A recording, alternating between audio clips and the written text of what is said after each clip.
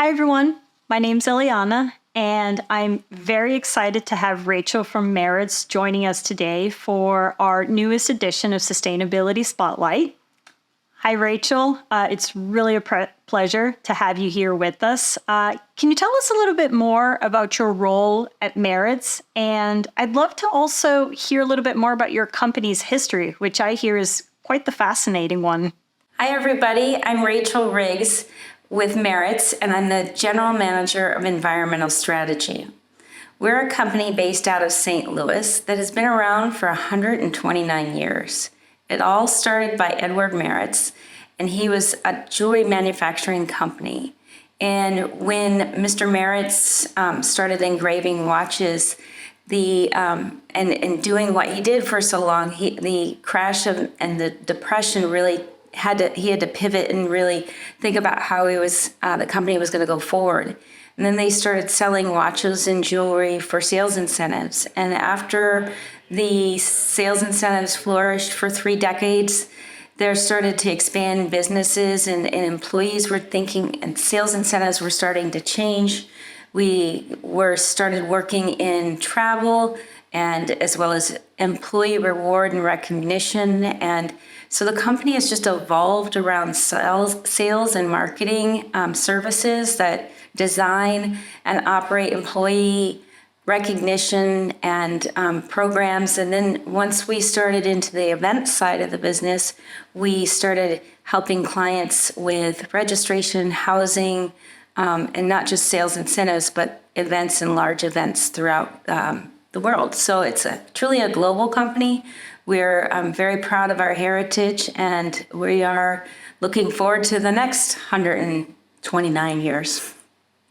So previously, your role centered around well-being at events before taking on the position of GM of Environmental Strategy at Maritz. What was that transition like, and were there any learnings that you took with you in your new role? Sure. As you said, I was the well-being leader for Maritz Global Events prior to this role. And what I did was work in our design studio and designing events around 5 dimensions of well-being and really looking at how events are engaging from a personal, social, career, financial, and environmental well-being standpoint. And so right as the pandemic came or started to wind down and events were coming back, we really looked at how are people going to come back to live events in a safe, healthy, personal way, because it was the first time we'd all been out of the doors in 2 years. And so it was really purposeful. And then as we started getting that down, we were really starting to get a lot of questions about environmental well-being. And clients were demanding more things from us, including EcoVadis, CDP, and with all of that comes carbon accounting. And so I started taking that on as well. And then we started really realizing that we needed to formalize the position of environmental strategy. And so then that's when I took that job on. And I lead the carbon accounting for the entire company, the EcoVadis reporting, as well as the CDP reporting. And then I also work with our clients to help them and guide them to creating their sustainable strategies on the business event side. So it's quite robust. I do a lot within the organization, but also with our customers. Absolutely. I can imagine that it must seem like a great undertaking, but I'm pretty sure you have what it takes to tackle that challenge. Yeah, for sure. One of the things, I'm a very curious person and I really enjoy learning. And, in this world, we're all still navigating what this is going to mean and how it's going to play out. And to me, the biggest thing was getting the right partner in place. And when we started searching for that carbon accounting partner, if for lack of a better word, I asked a lot of people. I asked some of our clients, some of our industry counterparts, and then that's when I got introduced to Mike Wallace and Persephone. Thank you for that, Rachel. So now Can you tell me a little bit more about how Maritz's commitment to sustainability aligns with the company's strategic pillars and overall business plan? Sure. We really we have a very strong business strategy centered around people, planet, and profit. And we're really good as a company around people. We take good care of each other. We take good care of our clients. People are very, very in tune with that. And, you know, we're a profitable company, have been, we're privately held. But one of the things that the planet, we've been in tune with the planet piece for a long time. We've had a green team since 2009. But our owner and our chairman of the board, he has been so in tune with conservation and just all of that in his life, and that's part of who he is, and it's felt within the company. So we just really needed to formalize it more, and it was always there, but we just, you know, in today's environment, we needed to formalize it more, and so that's when I came on board and started doing all of the work that I do now. So it's been a natural, ingrained way of thinking from the beginning and in the family, the Maritz family, but now we've more formalized around that. Absolutely. It's great to hear about some of the key drivers for Maritz to start calculating its carbon footprint. Mm-hmm. Yes, absolutely. And that was really important to us. Obviously, pressure from the clients is number one. We got to get our own sustainable house in order, is like the way I like to say it. But, you know, then it gave us the framework to really look at how we fundamentally need to change things, because there are some things that do need to change. How we purchase energy, how we, you know, everything you can think of we're looking at based on this whole experience, which it's great in my opinion. So starting carbon accounting can come with its challenges, as you might be familiar with. Could you share some of the initial hurdles you faced when implementing carbon accounting and any lessons learned during this process? Of course, and that's one of the things that I am super proud of with our team. I'm a team of one right now, but we pulled in all of the right people, that the data collectors, the stakeholders, and all of that, and it was really purposeful in how we did it. We had to explain the why first, and because sometimes people don't do that, right? And so we really got into the why, explained and showed people what our customers were asking us and what this EcoVadis CDP and carbon accounting, what is that, right? Because a lot of people are still we're still unfamiliar with it at the time. And so then we started with the why, and then we discussed the how and what's the most efficient way to do this. And we opened the door to ideas from our team and figured out, with guidance from Persephone, of course. And then we really created a dynamic that is thoughtful, has a plan, and it's something that we can replicate year over year. And we have the benefit of, we don't have a lot of turnover in the positions in which we're dependent on this data collection. So, you know, I've built relationships with these folks. Never knew them before, but when they understand the mission and the why, they really jumped on board, and I really, really am proud of them. And I just sent out our FY24 carbon accounting calendar, and it got emails back, yay, I can't wait. I'm like, oh my gosh, it's so different from what it was before. I'm so glad you touched on the cross-collaboration aspect of it, because I think it's one of the critical components to being successful in your role today, being able to work with your internal teams, suppliers, and partners. Can you talk a little bit more about how you approached cross-functional engagement to collect the data and ensure transparency throughout the entire carbon accounting process? Sure. I think it starts with relationships. You know, you have to really be uberly aware, emotionally intelligent of what these people are doing on a day-to-day basis. Is it the right time to ask them to collect this data? we all have our certain timelines. The accounting people don't want to talk to you in March. So started after tax season, and think about what they're dealing with. And that to me takes a little bit of emotional intelligence from a leadership perspective.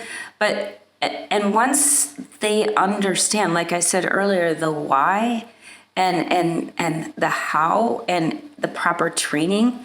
I mean, the patience that Persephone had demonstrated with our team and just explaining all of that and coaching us was amazing. And we got the basic education first and the understanding down to make sure that the implementation was a breeze. I'm so glad we were able to help support you during that journey.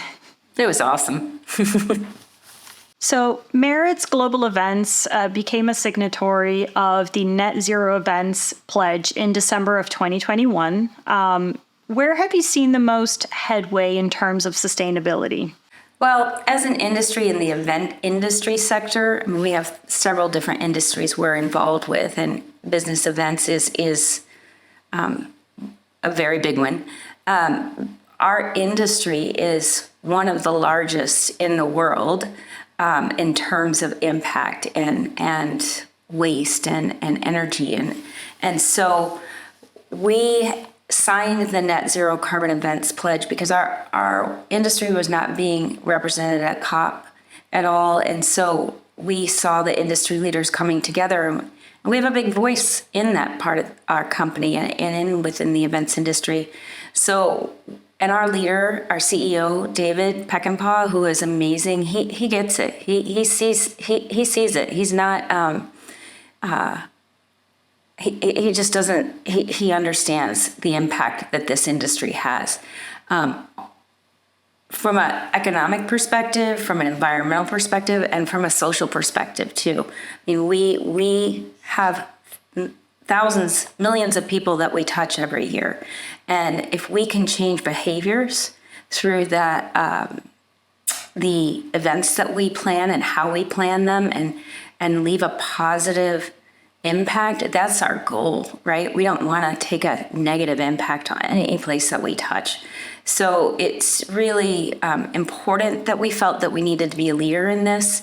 And so I sit on the Net Zero Carbon Events Standards of Measurement Working Group. That sounds really fun, I know, but we're looking at all of the carbon event calculators out there and delivering the results next month at COP28. And so, and then I also sit on the Travel and Accommodations Working Group for Net Zero Carbon Events, and looking at how we can communicate with different industries, particularly the aviation or the hospitality side of things, and see how we can work together, because collectively we have to do this together, right? It's not something that one industry can do on its own. It's for the benefit of the planet, and we're one planet and we're one industry. And so we've really tried to be that catalyst to bring a lot of people together. And I think it's helping. I mean, there's a lot of work to be done still, but our automotive team, they're really deep into the electric vehicle side of things and how to work with dealers to get electric vehicles to the masses, right? And through education. And what does that take? A lot of people are scared to purchase their first electric vehicle. Some people are, is that battery going to last as long as I need it to? And so there's a lot of education coaching that all sides of our businesses are doing. Yeah, absolutely. It's great to hear about all the exciting projects and initiatives underway, and very exciting about COP. Oh yeah, we're thrilled. Awesome. Well, we are almost at the end of the year, which is absolutely crazy. 2 months. Absolutely. Are there any specific goals or priorities that you'd like to call out for 2024? For us, it's really getting into, we're down to the cycle. Now it's really looking at the reduction, right? We know the carbon accounting cycle. We've got that down, and we've got our commitments and our pledges made. And it's really looking now at, okay, 2030 is really almost here when you think about it. How are we going to reach those goals? And then what is our roadmap to 2050? And it's really defining those. We signed Science-Based Targeted Initiative this year, so we have the 24 months to get that figured out. But I think we're going to be ahead of the game, and that's my goal. But I think this next year is really pivotal in creating that reduction strategy. So I'm excited to see that, because that can be some really fundamental changes that we can make in our industry, or excuse me, in our company and in our industry eventually. So I'm super excited about that. I think that I'm honestly, and our salespeople would be like, Rachel, are you kidding? I'm glad clients are putting pressure on us, right? I'm glad they're putting us the pressure to change, because change is what needs to happen to make this all work, really. Yeah. Well, it sounds like we're going to have to bring you back for a couple more rounds so that we can hear more about your progress with the science-based targets, commitments, and where you're at with in 2030 and 2050. So we'll book you in our calendar. Thank you. Fantastic. Well, Rachel, it's been, again, a great pleasure to be able to have this conversation with you today. Thank you so much for taking the time, and we wish you all the best in next year and for years to come. So thank you. Well, thank you, Persephone, Ileana. We are honored to be here. We love our partnership. You make us better, stronger, faster, and we couldn't do this without you. So thank you very, very much.